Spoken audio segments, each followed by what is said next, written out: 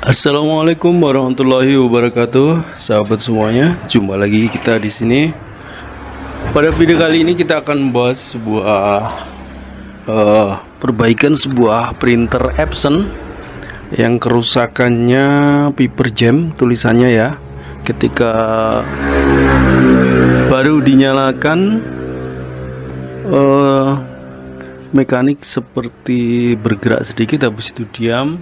Kemudian blinking warna oranye, blinking terus menerus, dan ketika diperintah untuk mencetak pada layar monitor muncul warning seperti ini. Nah, ini menunjukkan bahwa sepertinya ada sesuatu yang mengganggu pergerakan mekanik di bagian dalam, seperti mungkin ada kotoran apalah.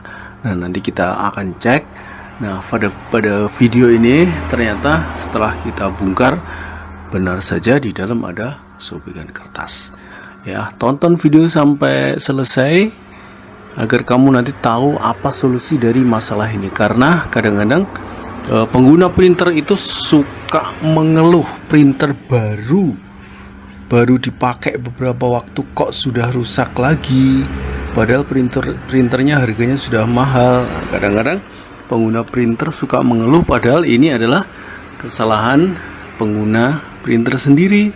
Mungkin menggunakan kertas yang kurang baik atau menggunakan kertas bekas yang menyebabkan kertas itu menggumpal di dalam, tidak bisa tertarik oleh luder dengan baik, sehingga dia ketika ditarik paksa karena macet sobek di dalam karena nggak tahu. Menuduh printernya kurang berkualitas. Baik sahabat semuanya, selamat menonton, semoga bermanfaat.